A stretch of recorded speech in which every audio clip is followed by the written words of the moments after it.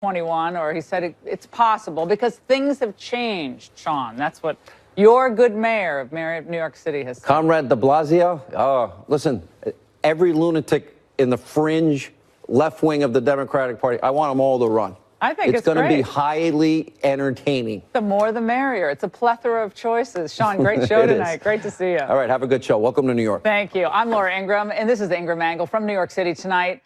Did the FBI target President Trump as retaliation over his firing of Jim Comey? Is that a rhetorical question? Well, we speak to a former assistant director of the FBI who's outraged at his former agency's behavior here. And tonight, we're judging the judges, how a lawless judiciary is imperiling you with resistance-style rulings and decrees on immigration and other commentary. You will not believe this. Plus, a new battlefront opened in the war on men. How the left is conflating rank abuse and violence with classic masculinity. A can't-miss debate ahead. But first, Dems get away from governing. That's the focus of tonight's angle. While the president remained in Washington over the weekend, very snowy, he was ready and willing to do a deal with the Democrats to reopen the government. Nancy Pelosi and her crew left town. But oh, they talked a good game. Why punish people who are applying for food stamps because the president is having a temper tantrum? Open government first. I hope they'll just do the right thing, reopen the government. More border security, let's have at it. But while we're having that debate, let's reopen the government. Come on, let's get down to business here. Open up this government tomorrow. As I always say, forget what they say, look at what they do. As Democratic leaders adjourned the House on Friday, more than 30 Democratic members and their families needed to catch a chartered flight bound for the sunny shores of Puerto Rico. So while 800,000 government workers remain on furlough, these very concerned Democrats were living the high life at a beach resort in San Juan. Very nice. The trip came courtesy of 109 lobbyists from Facebook, Amazon, various unions, and Microsoft, you know, the little people. Well, it was part of the Congressional Hispanic Caucus's Bold PAC retreat. The Democrats were purportedly there to survey the damage of Hurricane Maria and talk with various union groups. Now, remember that tidbit. Now, here's Senator Robert Menendez. He's taking a very personal interest in the local recovery efforts. Looks like instead of helping the hurricane victims, he's helping himself to a hurricane on the rocks. Now, let's face it, this is a liberal PAC junket paid for by the lobbyists so that congressmen and senators can frolic in the tropics with celebrities. Yes, the big congressional getaway fell on the same weekend, wouldn't you know, as Broadway megastar Lin-Manuel Miranda brought his Tony Award-winning musical Hamilton to the island with the original cast, no less. Well, imagine the luck. The media have been tripping over themselves praising Miranda for his tireless efforts to bring Hamilton to Puerto Rico as a fundraiser to support the arts on the island. It's a nice thing. The plan was to perform the musical for 3 weeks, smash success, at the theater at the University of Puerto Rico. Now, there's a really interesting backstory that got lost in all the gauzy coverage. It's the alma mater of Lin-Manuel's father. The Miranda family charity raised $1 million to restore and upgrade the storm-ravaged theater. Good stuff. But this led to a shutdown of a different sort. It turns out the University of Puerto Rico is roiled by union protests. And one of those unions sent a letter to Miranda's father. The letter ended up saying there are real problems at the University of Puerto Rico, and we want to advise bad things, protests can happen around your production. Now, Lin-Manuel Miranda has been all for protests. He and his family have long supported left-wing causes, and he's even mined his Hamilton score for protest songs. Yeah, you'll blow us all away someday, someday. Don't stop, don't give up until these families are reunited. Thank you. Well, the New York Times quotes some students at the University of Puerto Rico who were less than thrilled that Hamilton would be coming to campus. Try to figure this out. One said, quote, The only artists and people that benefit from Hamilton are the elite white North American settlers, the rich bourgeoisie, and those who actively participate and aspire to become oppressors. As a Latin person, he should be more conscious of who Hamilton was. He's glorifying a person that represents oppression. He could have made a show about Harriet Tubman. Well, in addition to the union groups, students were also threatening to protest the production on campus. So how did Mr. They're not taking away my shot react in the face of the leftist threats? Well, sadly, he caved to the pressure and moved the production to an arts center off campus. Miranda gave in to mob rule. He also missed a huge opportunity, with the world press looking on, no less, to challenge and educate the illiberal forces undermining free speech on campus, even art that pretty much supports their agenda. If these college nuts are emboldened enough to go after their favorite son, who just gave them $1 million to rebuild their theater, what can other performers expect?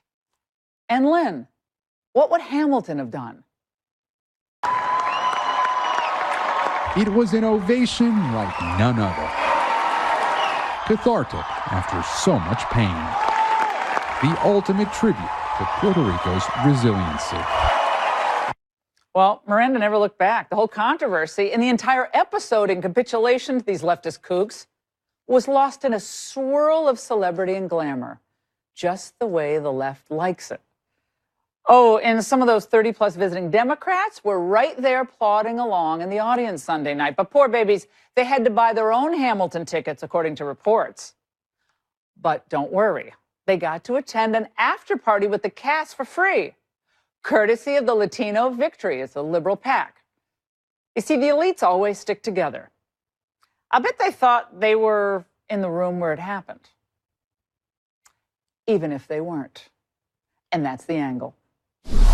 Here now, Juan Williams, Fox News political analyst and co-host of The Five, and Monica Crowley, Washington Times senior opinion columnist. Great to see both of you. Juan, how can the Democrats continue to push for the government shutdown to end when Trump's there, and I was there because I live in Washington, in basically what was a blizzard, and sitting there, it wasn't in Mar-a-Lago. I imagine if you went to Mar-a-Lago, there would have been an uproar. But these Democrats, after bemoaning PAC money and big money and lobbyists, they go hang out in Puerto Rico with 109 lobbyists during a shutdown. Like, why is that happening? Let me get this straight. Have the phones broken? They can't talk? And there are 30 people. So you would have been okay with Trump going to Mar-a-Lago? No, Trump is different. Trump is the one who shut the government. These 30 people are not the ones who shut the government. And let me just say, you have Senator Mitch McConnell there, a fellow Republican. You have Senator Lindsey Graham. They've all said, you know, let's reopen government. What's the message to the people? You're sitting down there, like, oh, I mean, please. Setting aside the visual of Menendez without his shirt on. You know what? I like your mockery. I enjoy it. I can see why the right would enjoy it, especially with Menendez, given his past problems. But this is not speaking to the issue of It wasn't a Dominican Republic. It wasn't. If he had gone to the Dominican Republic, look, that would have been bad. You are just tickling me tonight. That's Come all. on, You're just making fun. You're just having a good time. Juan. What? You can't, if you're Menendez, with everything, you know, everything you've been through. Because you just opened yourself to Laura Ingraham. Laura Ingraham is going to skewer you, Senator. Would you go, you wouldn't have the judgment to do that. You wouldn't go, you'd look better shirtless than Menendez. I'm sorry. It's probably a violation of every rule, but Monica, you get the point. They're all wanting to look so serious they're so worried about the government. These guys are living the high life down in Puerto Rico. Now, I'm glad they're helping the people of Puerto Rico if they're raising any money. Great stuff. Hurricane Maria was horrific. But come on. But in the middle of a government shutdown, when the president has been sitting in the snow in the Oval Office now for weeks, wanting to talk to the Democrats and broker a deal. What you see there, Laura, the Democrats going to Puerto Rico, basking in the sun and the surf, that demonstrates the arrogance of a party that knows that they have no fear of any consequences because they have the protection of the press. If this had been the Republicans down there basking in their God, they would have ridiculed them. Holy hell would have broken loose. So this points to the corruption of the media that protects the Democratic Party and their agenda, but it also points to something bigger. They do not want to work with the Trump administration or this president because they consider him fundamentally illegitimate. That's what the FBI stories are all about. That's what the Russia hoax was all about. And it continues to this day. So while we're talking about looking forward to the 2020 election cycle, they're still fighting the 2016 cycle. and they're doing everything they can, including shutting down the government and not working with this president on national security interests of the United States because they are still intent on destroying. This is what Trump said about the Puerto Rican extravaganza. Let's watch. I could relax. I've been in the White House because I think it's very important to be there. And other people went on a nice, wonderful vacation over the weekend. They had a great time. Good for them. He also talked about how this is all about 2020. I think he's the one. Let me just say, they've moved beyond 2016. It's about 2020 Is that now. character you just showed, Mr. Poor Me, I'm all alone in the White House? He's making a joke. He's making it. Oh, it's a joke when they he were does tweeting out. They But were let me just tweeting say, out photos of the snowy White House. This is a guy who, remember when he went after Obama? Obama goes on vacation. Obama goes golfing. He is twice as much on the golf course and at Mar-a-Lago. He's created twice as many property. jobs, too, probably, no, right? he has not. It's about manufacturing no, he jobs? Has not. Absolutely. Absolutely not. U.S. You are manufacturing absolutely jobs, wrong. look it up on your In BlackBerry. fact, Tommy, Obama has said he created more jobs in his last 17 months than Trump did in his first 17. Must we remember the comment? How does he think these manufacturing jobs are ever going to? They're never coming back. Remember, they're never coming back. And he's gonna wave his magic wand, and the trade deals would be renegotiated. You guys are running so fast. I'm amazed that you made it up here to New York. But you are running so fast to get away from Trump, to get away from the fact that fellow Republicans like I'm not getting away from Trump at all. You get away from Trump, the party's going down the tubes. Oh, what are you talking about? So that's what it's about. Think, Jeff Flake In other is words, the you just got to back Trump no matter what, no matter the fact that he shuts down the government. Because he's right on the issue. So he's you think wrong on this shutdown. Is the future who? Jeb Bush? Who's what? Is the future of the Republican Party Jeb Bush? No, the Republican Party. Jeff Flake? Is it Bob Corker? Losers. Sorry, they all lost. The Republican Party has cratered, and it's become the party of Trump. And all you can do is Yours say, is the party of whatever anti-Semites, Tulsi Gabbard, and other people who criticize Israel for nothing. As Trump said, he could shoot a man on Fifth Avenue, and Laura Ingraham would back him. Look, I don't think he said that, I wrote my column last week in the Washington Times about the Trump economic miracle, and Juan, I commend you to it because it lists all of the latest economic data thanks to this president and the Republican Party. But to the bigger issue, Laura, one of the big reasons why Donald Trump was elected is because he wasn't one of them. He came in as a successful businessman who was intent on solving the nation's problems. Members of both parties forever, especially on immigration, have looked the other way because it's behooved them to keep this issue going. Trump got elected because he said, I'm going to come in and I'm going to solve this. He's sitting in the White House saying, I have the ideas to solve this, but you need to meet me, maybe not even halfway, maybe a quarter of the way, Democrats, and they won't even This is Trump talking, hold on. This is Trump talking about why he's not going to relent on this issue of the wall, making Juan just pull out the crying towel. Let's watch. I will never, ever back down. I didn't need this fight. This is a rough fight. We're dealing against people who think that if they can stop me from building the wall, again, we've already done a lot of work, but they think that's a good thing for 2020 because they're not going to win. 2020. Juan, do you think there's any politics in any of this? I mean, the president basically said he would do DACA for the wall. He would. Yeah. He's Well, already hold changed. on. Let me finish. He'd changed what the wall is made of. It doesn't have to be concrete. It could be steel. And they've already opened the door to doing some kind of DACA deal. That's clearly on the table. So he'll have all that stuff on the table. So what I wanted to say to you was that this was the deal that was on the table a year ago in exchange. Fair point. Fair point. All right. And the president and Stephen Miller said, no, we want to cut legal immigration in half, and the deal fell apart. Fair point. Then you have Mitch McConnell before the holidays saying, here's a deal, we'll open the government and we will negotiate. Right. But and Trump guess what? Trump said no. Now you have Lindsey Graham saying, we need 3 weeks. These are Republicans I'm talking about. Republicans saying, let's make a deal. None of them could be elected president of the United States. Wait a second. So that's what we're talking about? It's only if you can be elected. I'm just saying he's the president, so he gets to make the decision. Oh, doing the right thing for the American people. And keeping the government open and people not getting paid. That's the right thing. Did you see Hamilton, by the way? Yes. I loved it. Wasn't it great? I loved Hamilton. I was like, that's a wonderful I loved show. it. I saw it here in New York, and I think it was in 2016. I saw it in March or April. I can't remember now. But it was phenomenal. And so when he goes down to Puerto Rico and performs it, I know I'm getting off topic, but it's a fun topic. He goes down to Puerto Rico to perform it. I think it's great. But you have to admit, Juan, it's pretty funny when even Lin-Manuel is shut down by the leftist protesters and he has to move his production. That's illiberal. Why are you making someone like him, let alone anybody else, move your theater production because you're threatened? That's scary. Well, I think the unions. You're in your monologue. You said the unions are the issue. Don't forget that tidbit. I thought that was right, and it's an indication to the audience. Not only is Puerto Rico, under siege in terms of the recovery from Hurricane Maria, they haven't gotten the government aid. They're still complaining about it. They have issues about statehood, and they have issues with people in the unions feeling that they don't have enough. But it wasn't. It was beyond the unions. They were worried about violence. That's what they. Well, the organizers said. There's maybe it's 0.1% chance. And it just is another demonstration of this very dangerous moment we're in this country, where the entire Bill of Rights is under assault, starting with the First Amendment. I like the fact that Trump and Melania are tweeting out photos of the White, because all of us in Washington gets shut down in 1 inch of snow. You know, Melania lives there. It gets shut down. And he's like, well, it's very beautiful out here. Meanwhile, I got Menendez down there like, another hurricane. Not that kind, just another. Anyway, great segment. I love it when Juan's on next to me. It's so much fun. It heats up. It's like Puerto Rico. Hey, wait a second. I've criticized Trump for being way too liberal on certain things. Thanks, Juan. You're welcome. All right, the liberal media in full-blown meltdown mode over the weekend of the New York Times published this piece titled, FBI opened inquiry into whether Trump was secretly working on behalf of Russia. This bombshell report from the New York Times tonight. This bombshell New York Times report. A showstopper of a headline from the New York Times. And we do have some breaking news that I need to tell you about. It is explosive tonight, that breaking news. Don Lemon almost changed his facial expression. That was a serious, serious bombshell.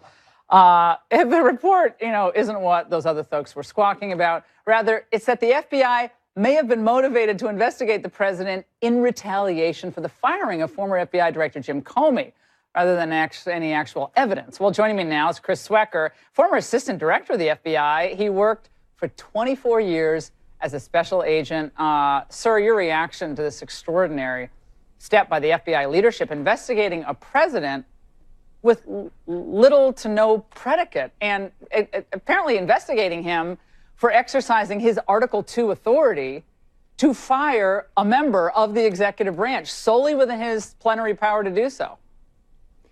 I guess the biggest surprise, Laura, is that anybody would consider the New York Times to be a credible source in this.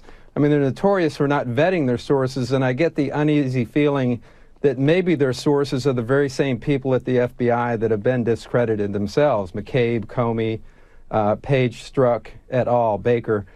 So, and that's the real story here. I think it's not the Article II, it's not, the constitutional debate about separation of powers. It's about this corrupt inner circle in the FBI, not the FBI itself, but the corrupt Comey's inner circle. Nothing they could have done during their tenure at the leadership of the FBI would be credible. We know they were biased. We know that they had a kid gloves investigation of the Clinton email and Foundation investigation. And they've all been disgraced. They've lost their last little pocket of supporters inside and outside the FBI community. So why should we believe anything they did during that time period? Now, when you look at the way the FBI has operated just in the past, several years, going back to whether you're talking about the Uranium One deal or you're talking about Hillary's emails, the Comey's decision to announce that Hillary is not going to be indicted. That was a very odd July 2016 press conference. What is the rank and file FBI staffer, agent, just trying to go and do a good job? I honestly think, how do they feel in all of this, let alone what this does to the public's view of justice overall? Yeah, that's one of the big tragedies of this, is that there's 35,000 men and women of the FBI that strap it on and go out there every day, do the best job they can. They're highly qualified, highly motivated, and they don't deserve what that Comey inner circle has brought down on them, because he has been sort of using the FBI as a shield and saying, hey, if you criticize me, you're criticizing the FBI. I hear from FBI agents, current and former, and I haven't, I literally hundreds of them, and they all agree that Comey was a rogue operator, and his inner circle were people who had been promoted beyond their capabilities, accelerated promotions, and were not capable of doing the job. So they in no way represent the FBI. But these were policy differences. They had policy differences clearly with how the commander-in-chief was executing his, again, Article II duties. They didn't like the fact that he fired Comey. They probably didn't like the fact that he wanted a closer relationship with Russia. All of this calls him into question to launch a counter-intel investigation.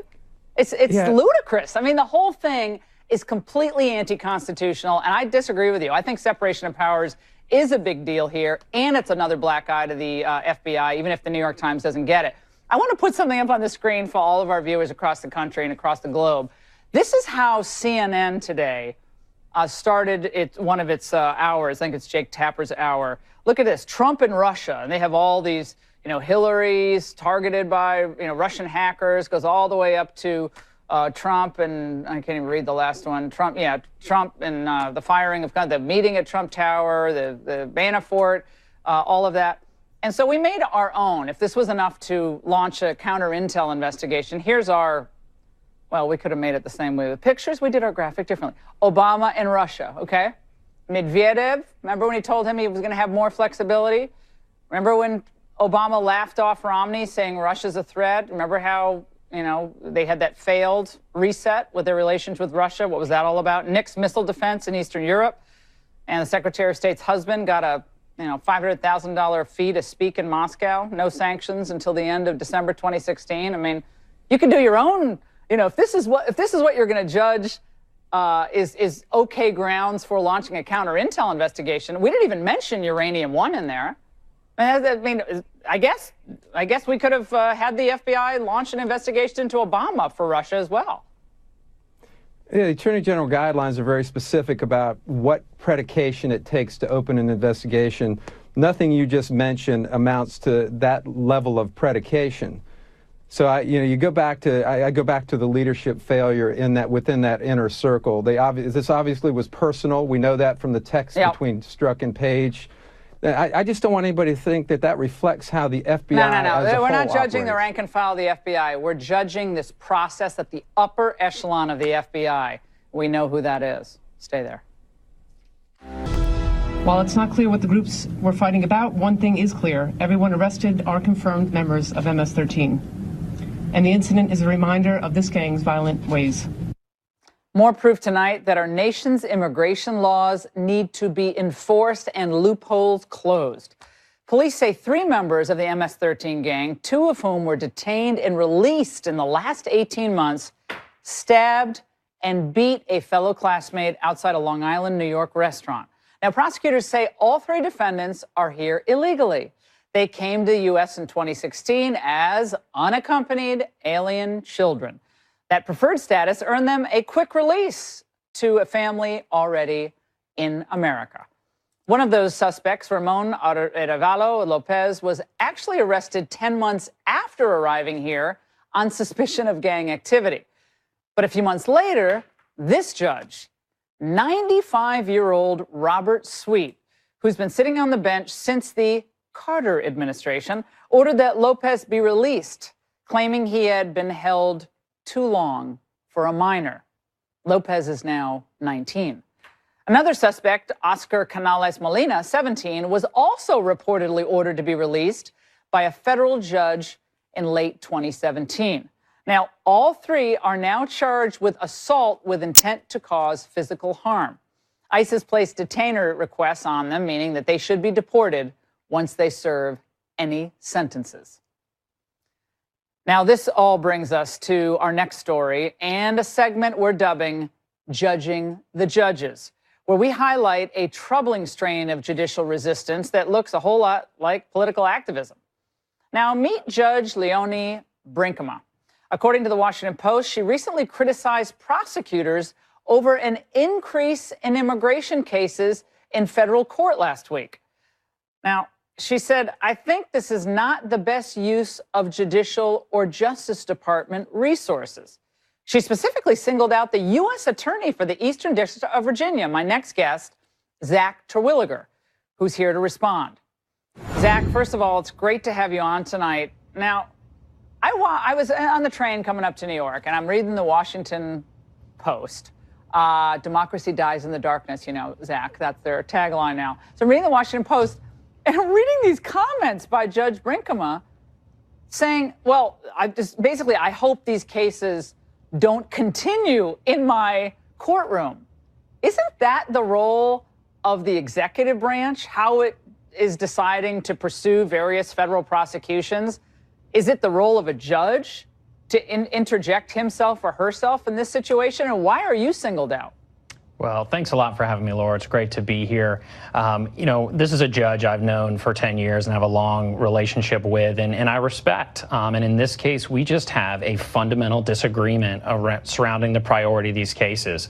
One of the things as a prosecutor for the last decade and now as U.S. attorney that I often do is meet with the victims and survivors of crime. And I feel very strongly that these cases represent a public safety risk. As the article you referenced in the Washington Post, many times these individuals who we're talking about have been illegally come into the country, been deported, and then what brings them back to the attention of the federal government is interaction with the criminal justice system through local arrest. I think, as the article also mentioned, many of these people have committed multiple offenses, whether it be DUIs, assaults, or in particular cases, even batteries against minors. Well, the case that was cited in the Washington Post, that individual, Ochoa, actually had been in federal custody for battery against a minor, correct? Well, so, Laura, as I know you can appreciate, that case is currently pending trial. So rather than talk specifically about it, what I can tell you is these individuals, again, as I mentioned before, these are individuals who the only reason that they're coming to federal attention is because they, in large number, have been arrested for local violations. And to me, that is a good use of our resources, that these are individuals who are illegally in the country. And unlike others, they have come to our attention because they've committed other crimes and committed a public safety violation. And a lot of them are just coming back into the country after leaving the country, after maybe having done some time for something somewhat minor. Then they're able to easily cross back into the country. And again, I know you have to be careful what you say about any members of the bench, and that's fine. But for a judge to start questioning the priorities of the Article 2 branch of government, the executive branch, which makes these types of prosecutorial decisions, it's just completely bollocksing up. Again, we're back on the separation of powers. A judge is acting like mini, if they want to change the laws, they should go work for Congress. If they want to, carry out the laws in form of prosecutorial prerogatives, then they should, try to become president or a member of the president's cabinet. I don't understand why the judge is taking this out on you, though, and focusing on all these re-entry cases. Like, if you re-enter the country, you should be able to stay here indefinitely if you commit a crime that's, let's say, a multiple DUI or a minor assault. That's basically what she's saying, in my view. I'm not sure exactly what she meant or what the impetus for making the comment was. I think in this particular case, we had 6 or 7 arraignments for, quote, illegal reentry cases. She doesn't want it in her courtroom. She doesn't want her courtroom clogged with illegal alien cases. That's what she doesn't want, because everybody who's here should be able to stay here. Basically, unless you commit murder, maybe. For me, it's a priority. It's been a priority. And what's interesting is we've always prosecuted a large number of these cases in the Eastern District of Virginia, frankly, until 2014, we were basically prosecuting this number of individuals. And so I think part of it is the timing, that there has been a large increase in these prosecutions in 2018 versus 2017. But frankly, this is what we were doing for many years until 2014, when the administration changed its immigration enforcement priorities. And Zach, I think we have a photo of you and Attorney General, soon to be Attorney General Bill Barr, former Attorney General, soon to be another Attorney General. And that's your dad, whom I know, to the left of Bill Barr. Who's that little bugger right below? Oh, that's you, Zach. Now, where were you? Where was that? Isn't that clever? Where were you?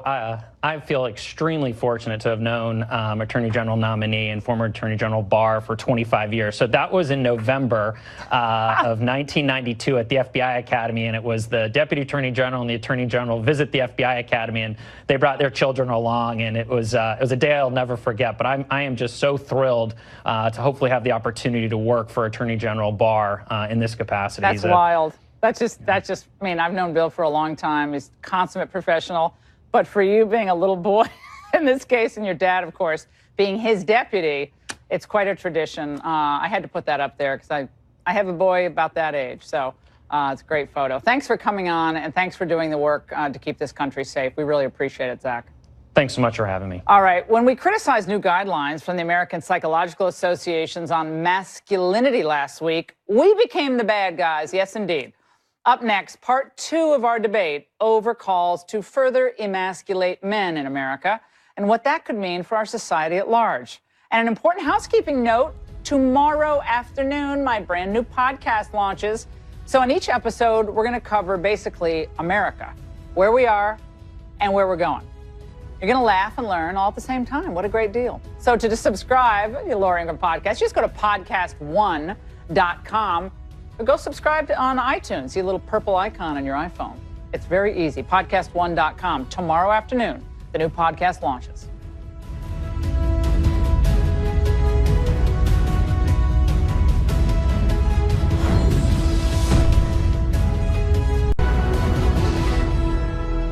Now, last week we brought you a debate over new guidelines issued by the American Psychological Association taking aim at kind of classic masculinity. Now, when we took aim at the findings, we were attacked for missing the point.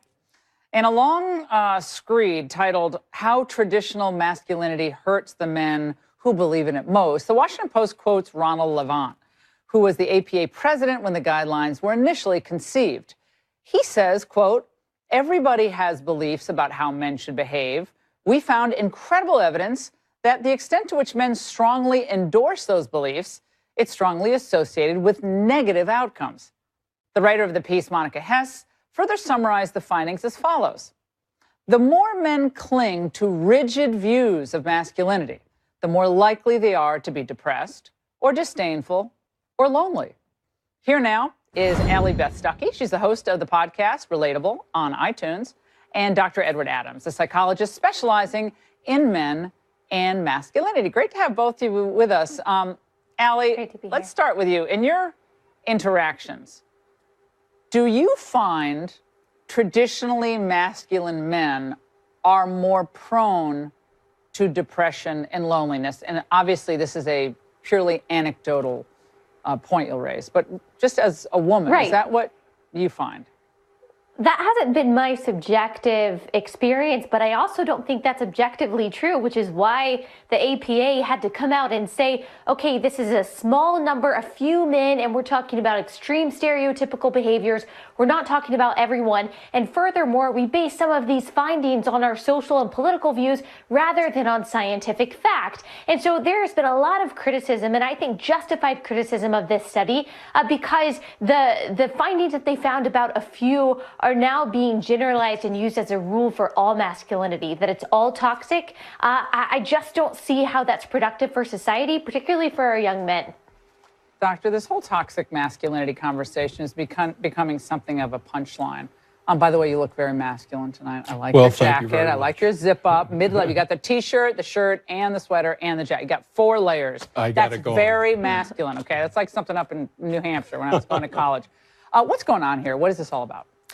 This is all about the American Psychological Association trying to make the public aware and other professionals aware that there is a lot of room for men to begin to have a conversation about masculinity. And it is a fallacy to say that traditional masculinity is under attack. The way I like to put it is traditional masculinity is under construction and improvement. What does it mean? When you say traditional masculinity, what does that mean? Well, it means the things that we're taught as men that send the signal that we're not supposed to express our feelings, we're supposed to do it alone, we're supposed to be independent. Any woman in a car with a man who can't find his way where he's going and he doesn't have like an iPhone, we know men can't do it by themselves, okay? Because they're like, turn down the radio. I don't know how to go. I mean, come on. Like, some men know they can't do it alone. I mean, I get what you're saying, that we don't want men to mistreat women. We don't want men to mistreat other men. But isn't that just manners? How is now good manners somehow a commentary on traditional masculinity? That's what I'm not getting here. No, it includes manners, but it's far more than that. It is actually the learnings that we incorporate from our early years about what it takes to be a good man. It's the cultural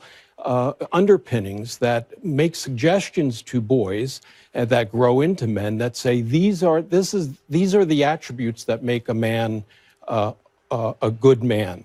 And courage, stoicism, absolutely, honor. Allie, get on this. Like I mean, look, Allie, I know you've talked about this before, and I've done this on my radio show. Look, men cry. They cry at their daughter's wedding. They cry when they lose a parent. They cry if they're a member of a military. You lose your brother in arms, your sister in arms.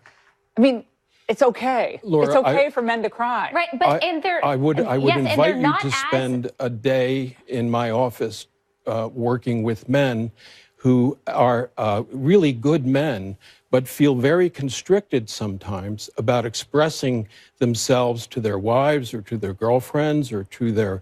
But here's the question. I don't think it's about being Here's the masculine. question that we need to address. Go ahead. Here's the question that we need to address. How much of that is truly cultural and needs to be changed and under construction, and how much of it is biological and instead of it being suppressed or changed or reconstructed, just needs to be honed and trained in a different way? So all of these characteristics that we're talking about that are inherently negative, not being as emotional, being more independent, being tougher, yes, they can lead to negative things, but that's also what make men men and what make them strong. What I'm afraid of is that we're going to start raising soft boys, and raising soft boys does not create good, strong men.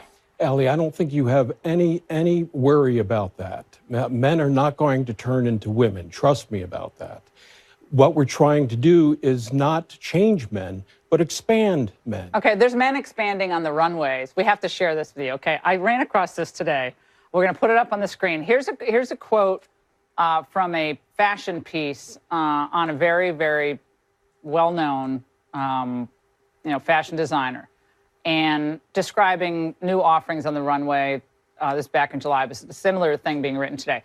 Tiered ruffle dresses, glittery suiting, and A-line tunics reminiscent of 18th and 19th century unisex children's clothing down the runway. The latter felt particularly fitting for the collection's commentary on shedding toxic masculinity, embracing one's unedited self.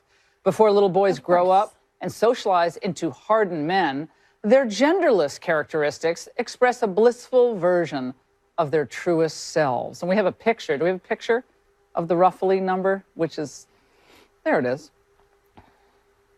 I don't know, that looks like Jiffy Pop. I don't know what that is. That's a strange, Doctor, I don't see you wearing that anytime soon. But, you know, what basically, we're not trying to make light of it, because men, as we know, suffer higher rates of suicide, depression, anxiety. I think there are a lot of reasons. Blue-collar jobs lost. If you don't have a college education, you have limited options. And I think a lot of men don't know how to behave today. I think they're confused by Jiffy Pop Man and other things. I honestly think a lot of men don't know where to turn. Well, let's look at two factors that men talk about as being manly. One is protecting, and the other is providing. What's wrong with that? Both are essential. Both are important, but they're very narrowly defined sometimes. So protecting is also giving your children or your wife an opportunity to express herself or help. Protecting is protecting the safety of the boys. Most women think protection is strength. I mean, physical strength. Just because if you're in a bad situation, but you're not wrong. You don't want the man to push you in front of himself to save himself, right? We want the man to save us. It's not a dichotomy. It's not either this or that. No. It's a multifaceted factor. Most women don't think. I mean, it's much more visceral. I mean, we're kind of discounting biology. I mean, you could probably arm wrestle me right now, but I mean, that's just a biological fact. There's nothing wrong with it. There's nothing to be discounted or say that that's bad because you're stronger than women. I mean, and our guidelines do not suggest that there's something wrong. You're right. Allie, final word. Yeah, I think that, like you said, we are discounting a lot of biology and the natural inherent dichotomy between men and women. And the negative qualities that we're talking about in men is just the fallen nature of men. Women have so-called toxicity too. It's about raising good men and women to be responsible adults. And maybe my colleague and I agree on that, and there are no differences to be had here. All right, thank you both. Fascinating conversation. It's not going away. We're going to have you back. And with the Democrats looking to subpoena everyone and everything in Trump world, a debate over how much power the president has to shut them down before they start. Next.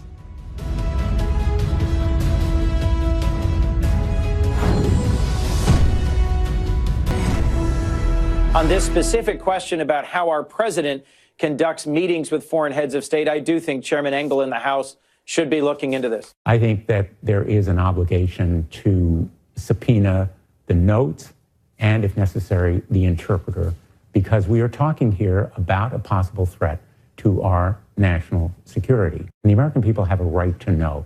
Getting to the truth, frankly, is more important than precedent or executive privilege. So does the president have legitimate privilege grounds to keep private conversations with foreign leaders just that, private?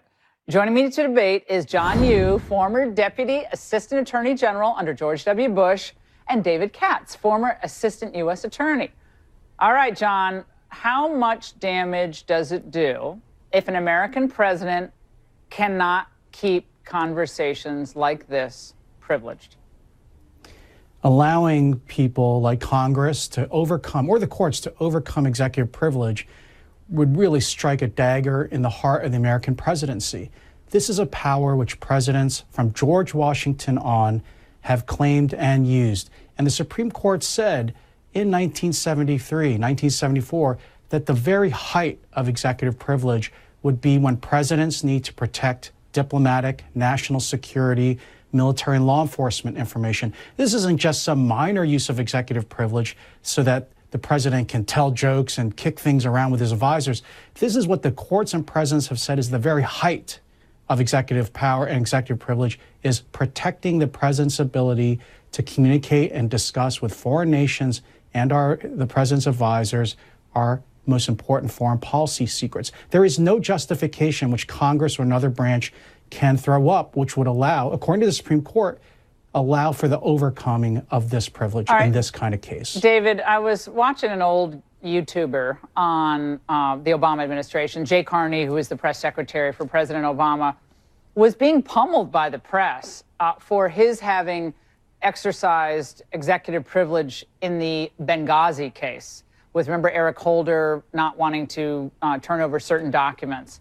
And this is how he explained it. Let's watch.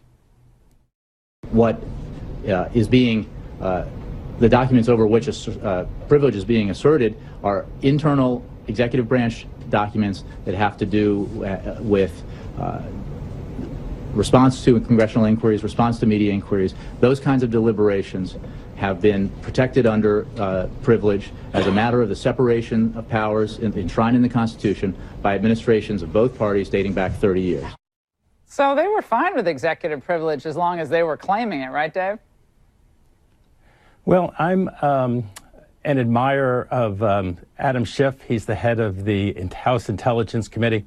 I think he's being nudged to try to subpoena either the notes or the testimony from this translator.